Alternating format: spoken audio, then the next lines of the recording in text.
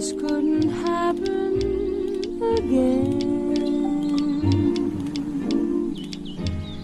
This is that one.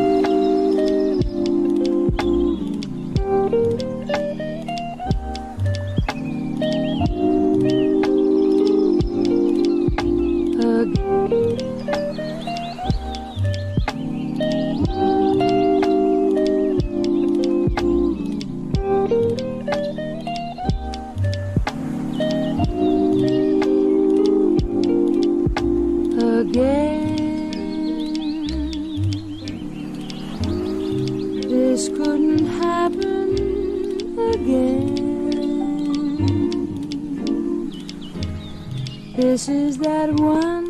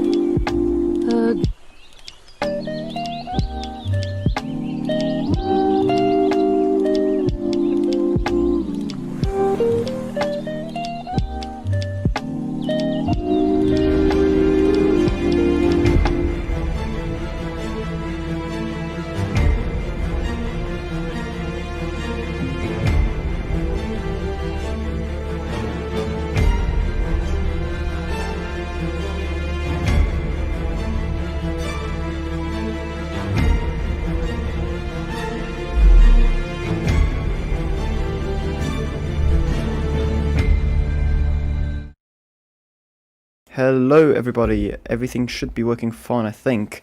Welcome back to another History of Yesterday podcast on a quite different topic than we usually do. We're going to talk about something that's not 20th century history for once, which I know is quite rare for us. So, Oscar, is my mic actually muted or are you taking, or are you joking? Because it looks fine on my side. No, your mic is fine. Alright. I mean, I hear you, so I presume everyone else can hear you. Let me check just in case. No, but seriously now, are the mics okay? yeah, as usual. Just don't, so we don't talk. No, it works. I did that. Okay. Oscar, God's sake. But yeah, so yeah, welcome back. Today we're going to be talking about the first concentration camps to ever be set up, which many might think that those are the ones set up by the Nazis during World War II, during the final solution, in a quest to get rid of the undesirables of Germany, as Hitler said. But no, the first concentration camps were actually made by the British in Africa during the Second Boer War as part of a campaign to placate the natives of the country and to keep them in check. And it resulted in some really heinous actions happening in the camps and many unneeded deaths of civilians that are still not really talked about to this day, considering it's quite a big event. So we're going to go into a bit of the history of the Boer War, explain to you the circumstances behind it, and then talk about the camps.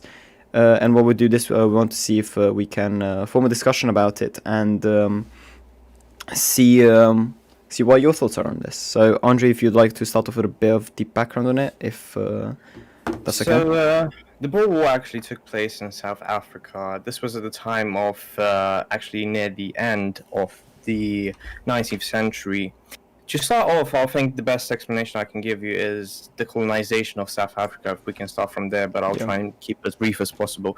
It was first Portugal who actually colonized South Africa, at least the southern parts, very small ports within South Africa. My geographical knowledge about South Africa is kind of rubbish, so I'm just going to say southeast, west, and north.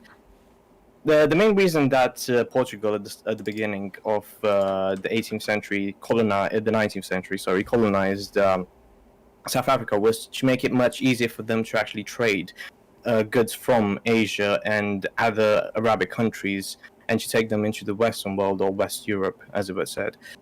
And during this time, the Danish were was in the Mediterranean that they were set up. Danish? Do you mean Netherlands? Yeah, 'Cause- the Netherlands. Yeah, the Danish is people from Denmark. Oh, Dutch. Yeah, Sorry. Dutch, that's it. Yeah, I think it got me a bit confused. I was like, Always the getting Danish confused went in with South Africa, what? Yeah, go on, It's continue. like with Switzerland and Swiss. Yeah. Swedish and Swiss. Go on. My bad. So most of the colonies within of Dutch people were set up in the Mediterranean. They needed to expand because their economy was growing due to the trade that they were doing with Portugal and other Western European countries. So they decided to actually expand within South Africa because there was a lot of good land over there. The only problems were obviously the tribes, the native tribes at the end, which were very aggressive, and as well as the wildlife, which was very different from what they were used to, especially being European. Once they started to colonize and expand, they saw that not only was the land actually very good for them because they were placed in a good geographical position that they could expand even the trade routes, but also they actually found many valuable resources such as diamonds, gold, and other actual spices, which spices at the time were considered the second kind of gold within the trading industry. Obviously, the British saw this and they were like, well, they're making quite a lot of money. They're actually staying in a very good position. Why don't we go and colonize a bit of South Africa? Well, obviously, the British will only take the best of the best. So they decided to take most of the ports from the Portuguese, as well as most of the land that the Dutch owned at the time. Many of the people who actually many of the Dutch who migrated into South Africa were called Boer or Boers. Different meanings from different accents. Boer is, I think it's exactly translated to the Dutch word farmer, wasn't it, or peasant? I'm like 99% sure that that's true. I think it is because I think I looked into it. So most of them were actually either mining for resources within South Africa or just growing agriculture over there, even though this was quite tough with the new geographical position and they weren't used to the actual heat they were in, or actually growing I'm about to say corpses, crops within that certain nation. Obviously, there's been quite a lot of conflict between the British, who actually wanted to colonize the whole of the Dutch region within South Africa, which meant that they imposed a lot of new legislations. They had to respect all the British laws that were pretty much taken from within the British nation and brought to South Africa. And the one thing that kind of really made them mad and said, okay, we had enough, is actually cutting away the Dutch. What do you call the Dutch language? I'm so stupid on Sunday. Dutch? Danish? No, they're just Dutch. Oh. Yeah. So they were forced to actually speak English. English, yeah. And that's where they kind of got really upset with it, and they created their own. It's Dutch. Okay, thank you, Oscar, for. And yeah, you did write an article about this, I'm pretty sure. I think so, yeah, because someone did write. Someone did, but I also did it at A level, and I know a bit about it. I mean, we could have got you in as a guest, but I didn't really think that far ahead. So maybe next time. This stream just happened. I don't know, because like we said, our schedules are kind of a mess right now. So I'll just finish with the history. So that's when it kind of all started, because the Dutch had enough, and the British saw that they wanted everything, like they always do. So they wanted to colonize everything. This is where kind of the Boer War started, where all of the peasants or farmers, if you will, the Boer people, created a militia. They chose some of the leaders, and they gathered around, I think it was 10,000 people against the British colony. Even though their numbers were not as high as the British, they still kind of won each battle that the British threw at them, because the Dutch actually had quite a few wars on their hand. And they also I was gonna. My history. We go down between, I think, the 18th century and the 16th century, or even considering 15th century, my knowledge of it is a bit shaky. So I'll pass it on to Calin. Yeah, a bit more. I was gonna go into a little bit of why the Boers were so good at war. Basically, life in South Africa before infrastructure was quite bad, and just alone through the use of agriculture, you can only feed your family. So a lot of the Boer farmers that lived in South Africa owned guns and actively hunted to get sustenance for their families. So in terms of the general Boer population, they were mostly, on average, very good marksmen. So even though the British Army at the time was obviously very high skilled, and they were known for being very high skilled and having very high quality troops, it was still something that they didn't expect, because not only did the Boers have the home advantage of knowing the region and knowing the spots where they could ambush the British and so on, but they also, the people who were claiming to help the Boers, those that claimed to help the British, were sometimes Boer sympathizers and led the British troops. They acted as guides and then led the British troops into ambushes, or led them in an area where it was just the wrong direction.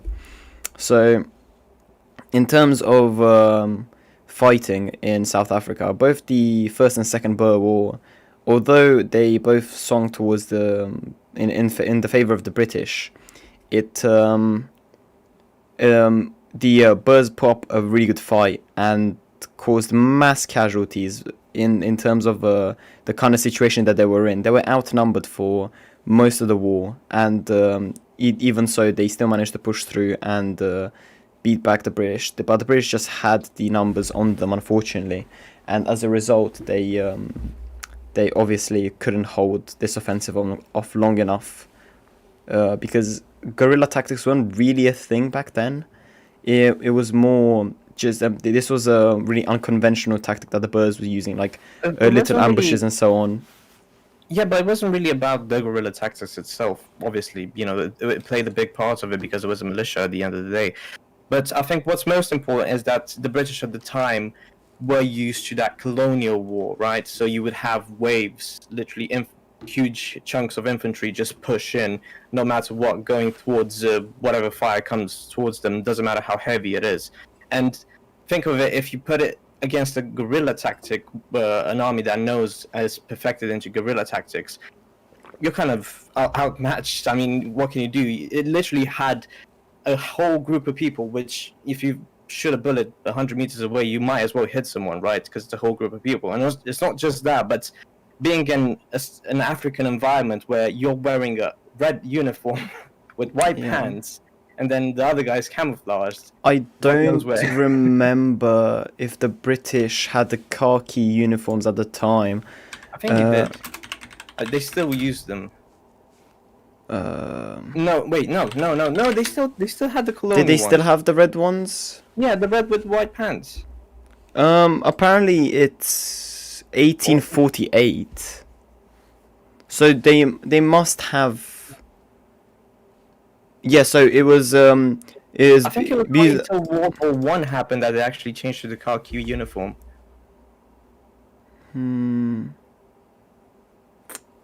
So it was first used by the Corps of Guides in 1846.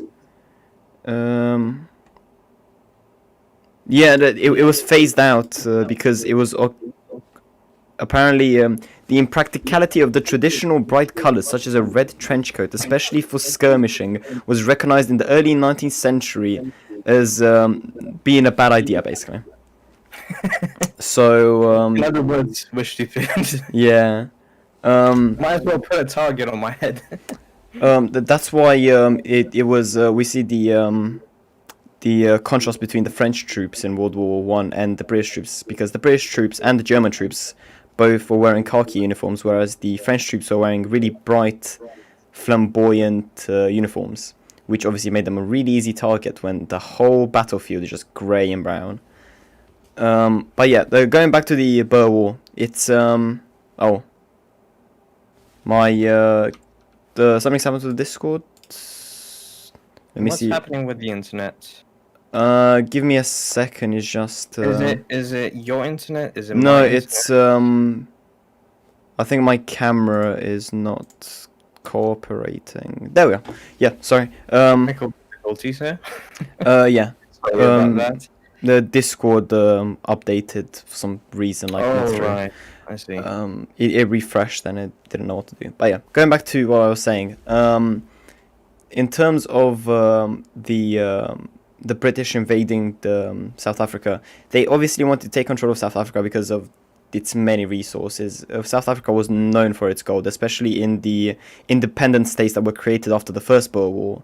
There was a lot of British investors that entered these independent states, and the Boer government didn't want to give them as much rights as the Boer citizens, because obviously they were foreigners and they were just coming to the country to set up an enterprise, get some money, and then get out. So this obviously caused a lot of friction between the states, and was one of the reasons why the Second Boer War happened. And as mentioned before, the Second Boer War did end up swaying towards the British side, because the British just had way too many numbers. And although at the beginning of the war was looking quite like, it was looking evenly matched, sorry, and even a little bit swinging towards the Boer side, because the Boer was so organized and were so hard to pin down, because they worked in a set of commandos. It would be a small group of Boers, between 5 to 10 I think, who would choose one commando captain who would then go around raiding the troops. There was no like for bigger battles there was a central commander, but otherwise they were just kind of left to do their own thing. And this type of guerrilla warfare allowed the Boers to not only incite fear into the British army, but also cause casualties, like picking away slowly at the British army as they were trying to come in. But in the end, of course, through the use of some unconventional tactics on the British side as well, such as armoured trains, they just put a bunch of like armour plating on a train, put a gun on it, and just use that to ferry around the troops, and other such tactics. The British managed to win the war. And as part of trying to placate this, it'd be spooked in my boots if a Dutchman started shooting at me from a bush. I mean, I think all of us would be spooked at anyone trying to shoot at us from a bush, but especially a Dutchman, of course. That's Especially trained to if you're shoot. wearing a red uniform in Yeah. a desert. So after the end of the war, as part of the way that they were trying to placate the population of South Africa, they tried many tactics to like keep the insurgency down as much as possible. They had guard posts along just in the middle of the desert set up. They had barbed wire sectioning of different areas to try to keep them more easily manageable and more easily governed. And the most extreme of these measures was the creation of what we now call concentration camps. And I must change the topic now, because we are on the By the way, you were missing a G in background. where Never mind. In the current topic. okay. It's in the past now. It's a Yeah, history. exactly. It's history. But yeah, so the British in an effort to placate the unruly Boer population, wanted to try as many tactics as possible. They tried kind of like threatening them by saying that if you don't cooperate, and if someone in your family is seen to be part of the resistance, we'll burn down your house, your food storages, whatever. That didn't really work out, because that just radicalized more people. Something that no country seems to learn, because people still do that to this day, and it just ends up doing the same thing, like in Iraq when we always get to the 20th or 21st century. I'll go back to it. I was going off on a big argument. Yeah, I was going to go off on a big argument there, but we promised we're gonna keep it to the 19th century. Okay, so let's go back. In terms of placating the Boers, it didn't, like, all of these tactics didn't really work out in the end. So they resorted to setting up camps where they would house the Boers in an effort to try to militarize the country as much as possible. For then, after everything is deemed to be safe, to release them back and then rule over them to a point until they realize, oh, British rule is something we can't really challenge, and then they'll just stop rising up. But there was a lot of problems in the concentration camps, because as the modern concentration camps that are modern, as the concentration camps that we know the most about, the Nazi ones, we know that usually they are rife with disease.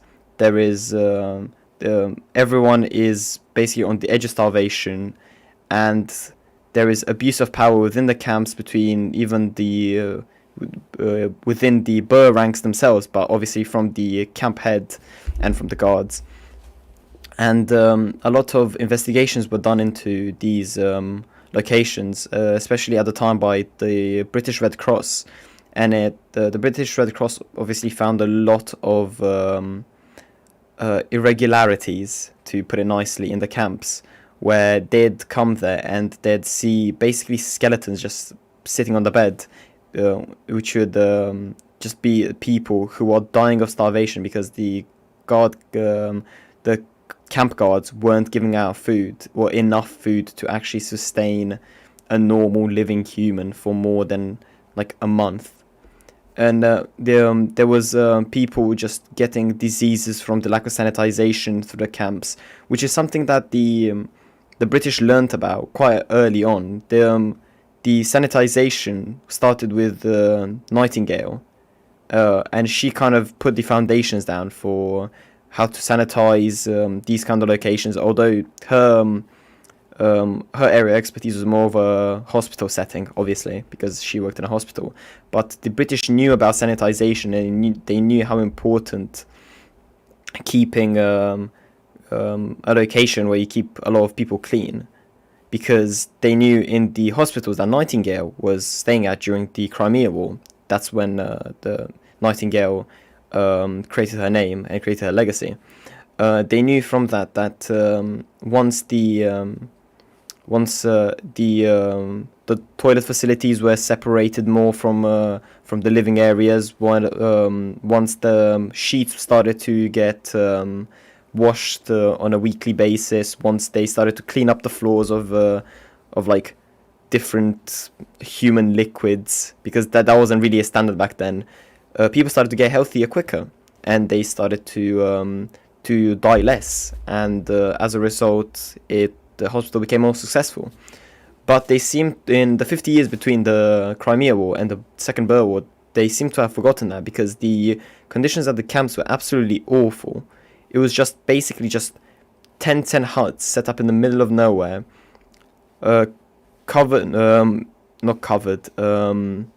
surrounded by barbed wire fencing with guard posts around, quite similar to the camps set up by Hitler, but it was just much more backwards, because Hitler had the decency to at least put his prisoners in houses made of brick where that was possible. But the British just put them in tents and in wooden huts. And that obviously created a lot of problems, because the nights in South Africa, although it's a quite southern country, they can get quite cold, and a lot of people die because of this, because obviously a combination of not eating a lot and being basically a skeleton, combined with the kind of low temperatures, means that your body just can't take it and it fails. And in terms of the casualties from the whole war, if I remember correctly, it was a 2 to 3 rate. No, not 2 to 3, 2-to-1 ratio where for every 2 birds that actually died in the war, 1 would die in the camps. Yeah. So from the war, Right, around yeah. 33% of the casualties from the war were just actual civilians who died in these camps. And I wanted to bring attention to this because every time we think of concentration camps and things like this, we think of World War II, Hitler, the Axis, and we don't really think of countries such as Britain, who kind of has this image of like the protector of the world after their involvement in World War I and World War II. We don't really think of them as having done such atrocities. Well, we know that they have done atrocities, but not to the extent of creating actual concentration camps, which we think of as kind of the ultimate evil in a war. I think what I want to say, obviously, Go on. I know that we promised that we're not going to talk or interfere with 20th century history, but we do have to make a sort of comparison so people can understand the difference between the concentration camps created by the British Empire and the concentration camps created by Nazi Germany. The difference here that we have is obviously these concentration camps weren't, I'm not going to say necessarily built to actually mass murder or Yeah, I was genocide going to or- make that distinction. There is a clear difference between concentration camps and death camps. Auschwitz was a death camp. The camps that the people No, but came still, to Auschwitz this- from I'm saying were that because concentration most peop- camps.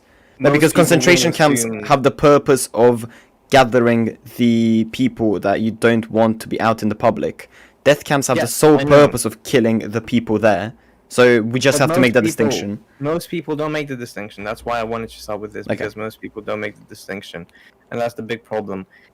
And here, obviously, there was death, and death was mainly caused by, like Calin said, starvation, intense labor to the point of death from exhaustion, and obviously all the diseases and everything that Calin has mentioned before. And this is why we have to set a difference between the conditions lived in death camps of / concentration camps within World War II. And I think we can also add here, I know it's kind of different, but maybe the gulags within the Russian Empire. I know those were To more an concentrated to extent. labor camps, forced labor to the point where, you know, most people, if they were to die, would be from exhaustion and not necessarily. And obviously, this was done by the Russian state to its own civilians, and Yeah. yeah, so We- it's a we bit also- different. I think we also have to make the distinction between labor camps, concentration camps, and death camps. Death because camps, yeah, that's good. Labor camps were created as a way to kind of just boost the economy through the use of slave labor, and the More than camp part was just more of a way to keep the slave labor held within the camp. Concentration camps is just a place where you gather the people that you don't want out, like outside of the camp. So, in terms of World War II, to give an example, Hitler didn't want the Jews to be interacting with the rest of the Germans, so he put them in concentration camps. He didn't want the Gypsies to be living with the rest of the German population, so he put them in concentration camps. So, communists, people that were Homosexual. disabled, so on and so forth. People that had mental issues. Yeah. So, and then death camps are obviously a camp that is solely created for the purpose of killing the people who come to it.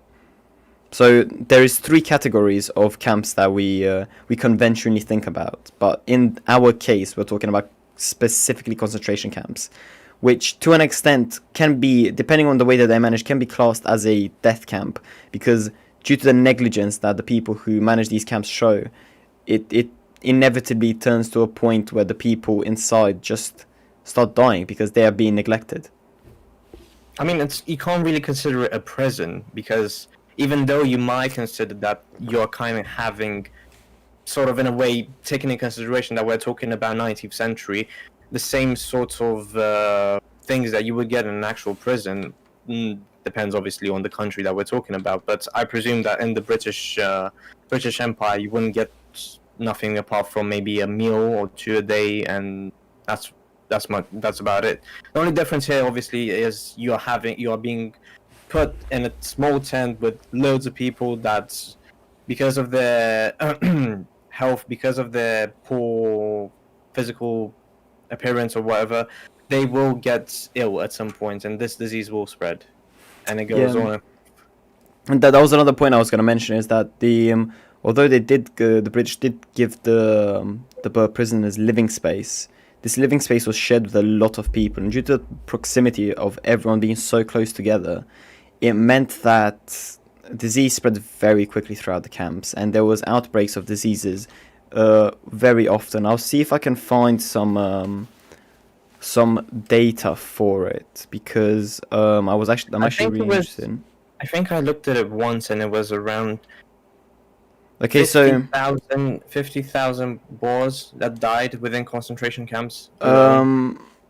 here it says 28,000 if you round up, of whom 24,000 were children, which accounts for 50% of the child population of the Boer republics. So half of the children of Boer descent died in these camps, which kind of just puts into perspective the kind of cruelty that the people who ran these camps showed.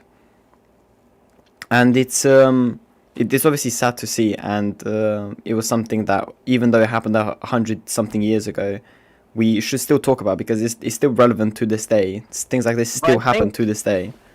You know what's more relevant about talking about all this is coming always back to the idea of this sort of fight between the Axis and the Allies that has been going on between the 19th and 20th century, where we think that, we're always going to see Germany as the bad guys because they started 2 world wars. We're always going to see, them as being the pure evil. But we never look at actually what happened previously. And there's always this ongoing battle of, trying to see different perspectives, trying to see new perspectives, trying to understand, just like we mentioned now, the difference between a concentration camp, a labor camp, and a death camp, and the meanings that each other has. I think, I don't remember exactly, I might be totally wrong here, but then, wasn't there a concentration camp on British soil?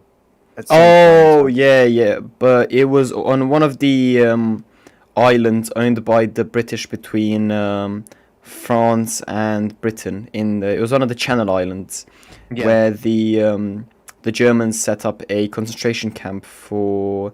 It was mostly prisoners from the Eastern Front. Sorry. And although it wasn't as serious as Auschwitz-Birkenau or other such locations. This was just maybe prisoners of war from the Navy, Russian Navy, British Navy, maybe, I don't know. I don't know the exact composition, but I know it was a large amount of them were prisoners from the Eastern Front, and the camp was more of a labor camp, from what I've heard, rather than a concentration camp, because it was kind of used to build up the defenses of the island in anticipation of a British attack over the Channel, but the location had to be evacuated because the resources wouldn't allow the Germans to keep hold of the location. So it was left with all the reinforcements created by the prisoners there, still left there. And obviously some of the prisoners during the construction process ended up dying as a result of the harsh building conditions that the guard camps were exposing them to.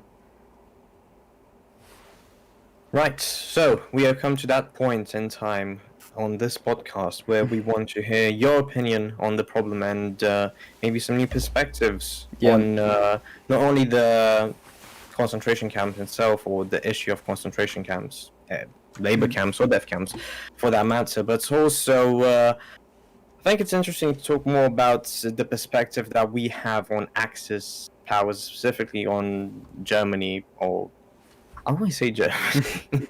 I mean, they're the epicenter of history for at least 20th century, and we can't really see ourselves, because there's so much hatred going into one nation, as if they were at the evil of it all. Which every time someone tries to see the sort of good within Germany, or the good that the Germans have done within World War War or within the Nazi regime, obviously, you got to be careful how you word it. Sorry? you have to be careful how you word Exactly. the It's following it's very, you have sentences. to be very, first of all, you have to be very careful how you put things, and you have to be very careful of the sort of stuff you mentioned. And it's going to be very hard for people to accept this because obviously no one's going to look good if they accept, oh, wait, but they still done something good, maybe. Depends on the perspective again. But at the same time, I think that even if you do that, you're still gonna be called a Nazi or something. There's no way, and you see that's the problem because you have to really be open-minded to understand history. Yeah, I was gonna say that Because history if is. you're gonna be like we on. talked on our podcast about the difference between the way Western history is represented and Eastern history is represented, and how each other's trying to make their nations look better within their history books. And I think that's the problem because you close yourself within the culture, within the traditions that you were born with a specific history, and it doesn't really allow you to open your mind to something else. Because, like we've spoken before, I think I even mentioned it on that podcast, and I'll mention it again. Me and Calin have been taught for quite a couple of years. We had our higher education over here, and we have seen history from always from two different perspectives. And I even had to contradict my history teacher once because we were talking about the great revolution that took place in Romania in 1989, and the ideology within the Western history is that it was a revolution, but the reality it was a coup, and Western history will still remain with the same ideology within its history books that was a revolution, which it wasn't. It was hidden as a revolution, but it was actually a coup. But we're going to have a dedicated podcast about that. Yeah, for the Romanian Revolution and the background to it. The near or further future, I don't know, maybe next year, God knows. With this pandemic, there's nothing assured. Yeah. Well, I was gonna say something. Yeah, I was gonna. In terms of history, there's always two sides to everything, and even in the best parts of history, you can find something bad, and in the worst parts of history, you can find something good. And it's all you could always have to look at a story from both sides of the argument, because looking from one side means you don't get the full picture, and if you don't get the full picture, you can't properly conclude your thoughts on a certain matter. And I want to emphasize that, especially in the 21st century, in this age of the internet, social media, and everything, it's very difficult to actually talk about this. Because not only you're going to be judged by absolutely everyone who has their solid own perspective, which they would hard die with and for, but also the fact that we can't really speak, me and Callan, in terms of the knowledge that we have, and actually compare Nazi Germany to, I don't know, the actual British Empire, or the British as they were at the time, or the Soviet Union, because we're probably going to have our channel shut down and we're going to have people looking for us outside the house. Because you really have to be open-minded, and it's not just us that have to be open-minded, but also our viewers and everyone that might listen to us. They have to see the things from an open-mind perspective. They have to really understand that we're trying to be as unbiased as possible, not focus on the good or the bad. We're just focusing on this is what happened. Yeah, in terms of what I was gonna say is, as my previous point, I need to get this like put on my wall. History has two sides, and we can always argue that Germany has done things that, well, in terms of even just Hitler was a big advocate of animal rights, and stopped the testing of products on animals in Germany. He also built up the infrastructure of Germany. What are you doing there, Calin? Are you supporting Nazis? No, but this is just an example. No, I just wanted to give the example. Yeah, no, yeah. Exactly. Because to a person who has a closed-minded, that's how exactly it would come off as. But I also know all the facts that he's going to spit out of his mouth right now, all of the good stuff that Hitler did. I have to put the quotations, otherwise we'll probably get banned. But in terms, like, please excuse for my interference. Even in terms of Stalin has done some good things, like building up the Russian infrastructure to a point where they could face the German Empire, the Third Reich. And then other leaders that are thought of as bad have done good things, but that doesn't excuse the bad that they've done. But in terms of history, you must look at the good and the bad to get the full picture of a person, because if you just look at the bad, you will never understand history properly. And that is something that a lot of people don't understand, is that if you just look at the side that agrees with your view, in terms of just not even history at this point, just in terms of everything, if you don't look at the other side, you will not be you won't be able to rationalize your thoughts in a proper manner, and that would mean that you aren't thinking for yourself. You're thinking for someone else, or your thoughts are being led by someone else. That someone else is the person who has made it so that you only think of that one side of the argument and you don't explore the other one. But Yeah. that is what I wanted to say. The man of culture has spoken. In terms of concentration camps, if anyone else wants to comment, otherwise we might end it a bit quicker tonight, because I just wanted to have a little look through this as a topic and just wanted to get it out of the list of the things that I wanted to talk about. I mean, apart from that, there isn't really much to talk about concentration camps, about the idea. Like we mentioned, they weren't as different as other concentration camps built within the 20th century. And the whole ideology is just to maintain the people in there and make them suffer. As much as people might say that isn't true, that is true, because at the end of the day, those were the enemies of the British Empire, and people who actually the British Empire feared very much because of the high casualties they have lost within the two Boer Wars. Yeah. So, in terms of... a few minutes. Yeah, if anyone wants to leave one more final comment, we are more than welcome to continue the discussion. If anyone's still watching. Yeah, otherwise we might end it there. Like we always say, please do email us any topics that you want us to talk about or discuss.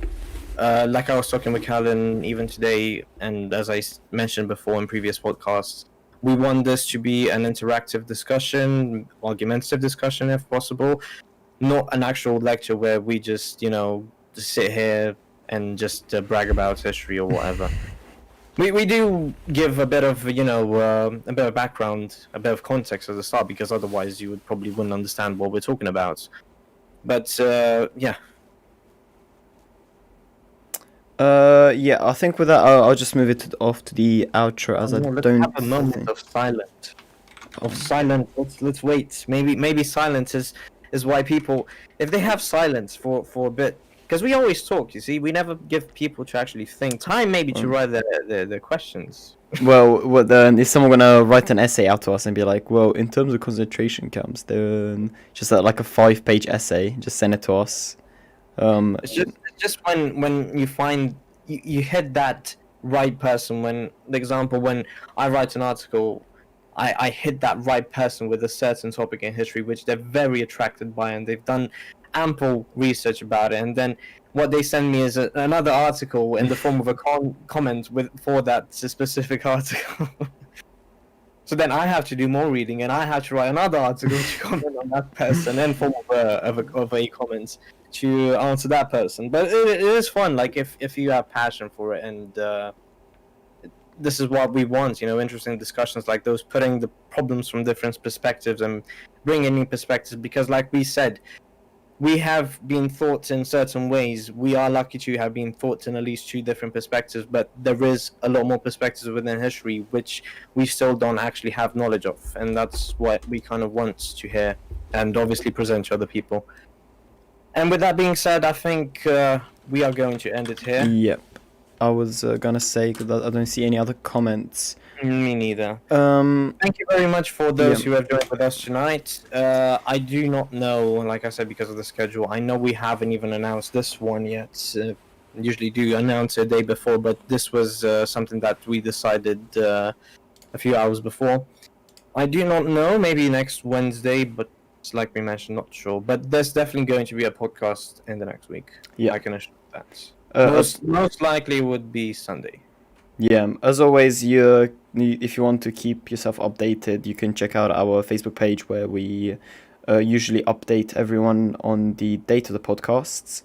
If you want to give us a podcast idea, just send us a email at historyofyesterday@gmail.com, and we will try to respond to you as quickly as possible. Otherwise, if you couldn't catch the podcasts live, you can always find them on YouTube. The VODs of them are always recorded by our program, because we also stream it on YouTube. And yeah, with that said, hope you have a nice Sunday, and we will see you next time.